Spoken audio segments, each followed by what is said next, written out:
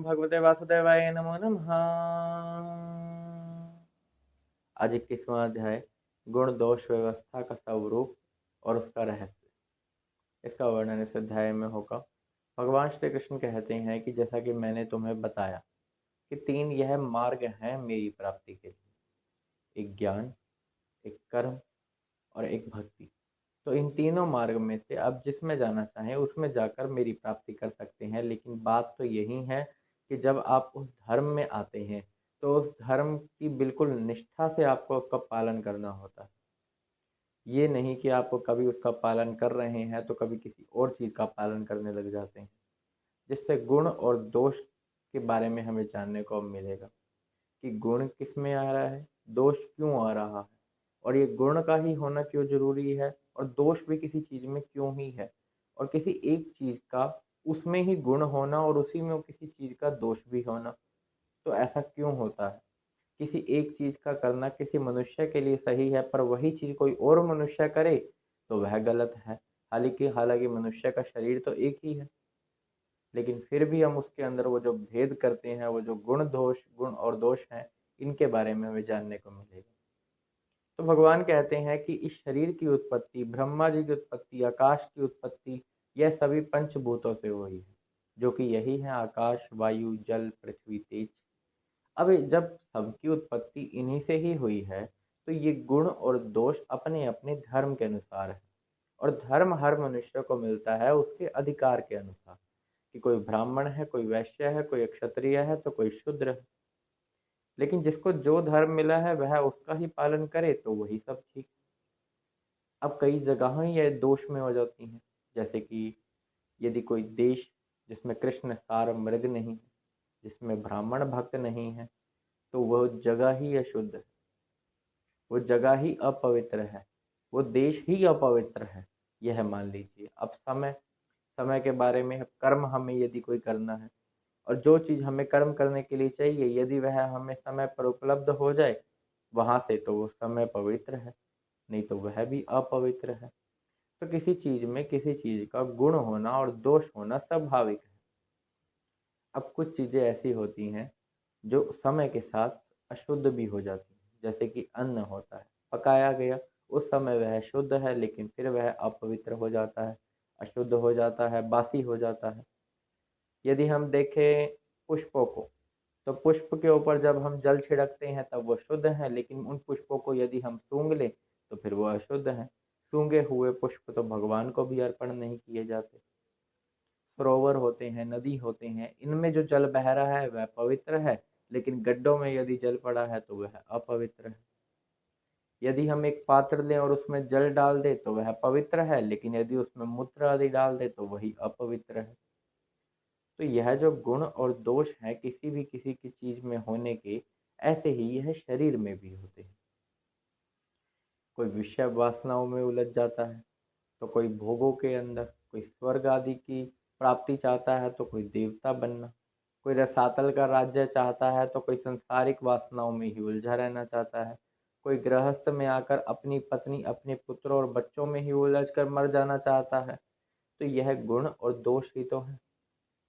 जो आपका धर्म है उस धर्म का आपका पालन करना वो अनिवार्य है।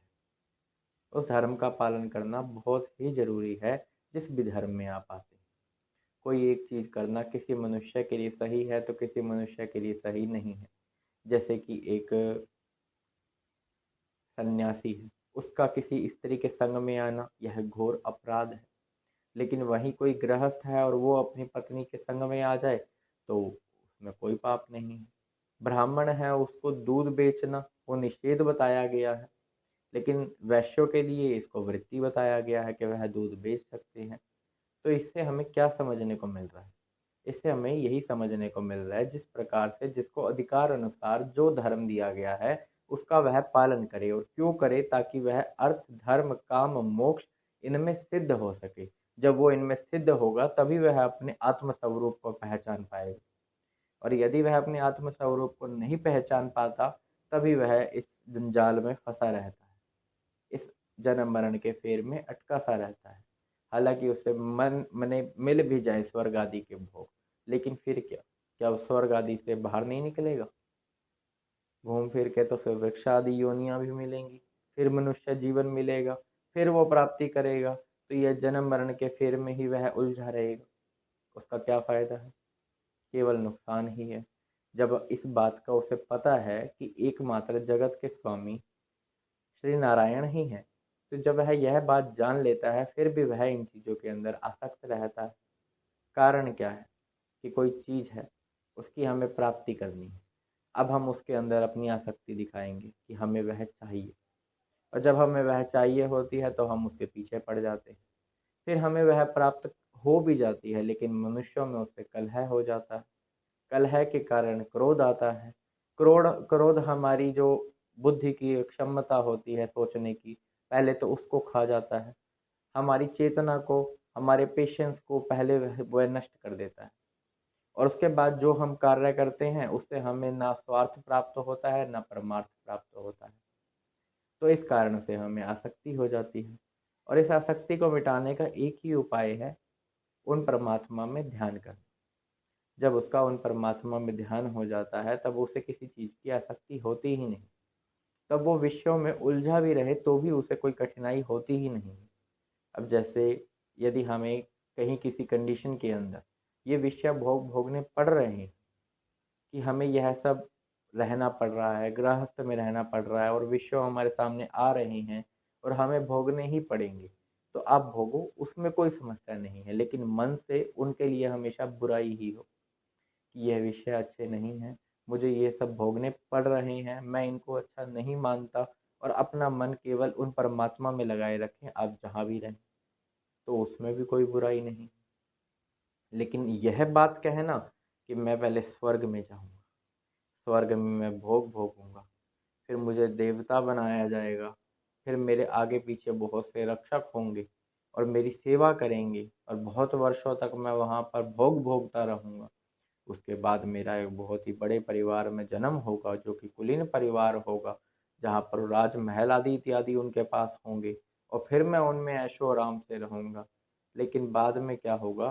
पुण्य क्षीण होने के बाद फिर से वही धर्म के अनुसार, अधिकार के अनुसार वही धर्म आपको प्राप्त होंगे, वही जो वेदों के द्वारा बताए गए हैं।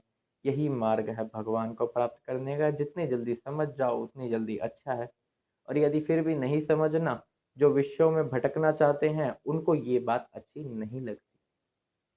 जो अभी भी चाहते हैं कि हमें भोगने हैं, हम तो ऐसे जिएँगे, हम वैसे करेंगे, और मैं और मेरापन लेकर जन्म-जन्म तक बैठे ही रहते हैं कि यह मैं हूँ, यह मेरा है, यह मैंने किया है, वह उसका भ्रम ही है। देखा जाए तो यह संसार ही भ्रम है। इसमें से कुछ भी सत्य नहीं है, क्योंकि सत्य वो होता है जो हमेशा होता है।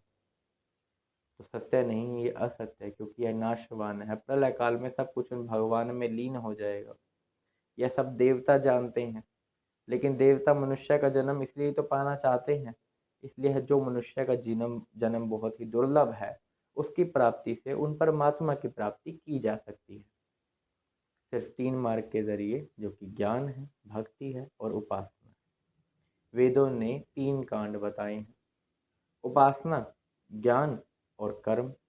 इन तीनों मार्गों से भगवान की प्राप्ति हो सकती है। इन तीनों मार्ग के बारे में जो बताना चाहता हूँ मैं, वो अभीष्ट है। कह भगवान ने ही ऐसा कहा है कि यह नहीं बताया जाएगा, क्योंकि यह हर मनुष्य के लिए अधिकार में नहीं है। हर मनुष्य इसको प्राप्त कर सके, वह उसका अधिकारी ही नहीं है। लेकिन जो अधिकारी नहीं है, तो यहाँ गुप्त रूप से तो बताया जाएगा। लेकिन जब समय आएगा, जब वह अपनी आत्मा और अपने शरीर में अंतर कर पाएगा, जब वह इस बात को समझ जाएगा कि सत्य केवल वही परमात्मा है, वही नारायण है, कृष्ण है, राम है, तो जब वह जान जाएगा, तब वह इसका अधिकारी अपने आप हो जाएगा और उसे उस चीज़ की प्राप्ति हो जाएगी। लेकिन गुप्त रूप से सुनिए वह क्या कहना चाहते हैं।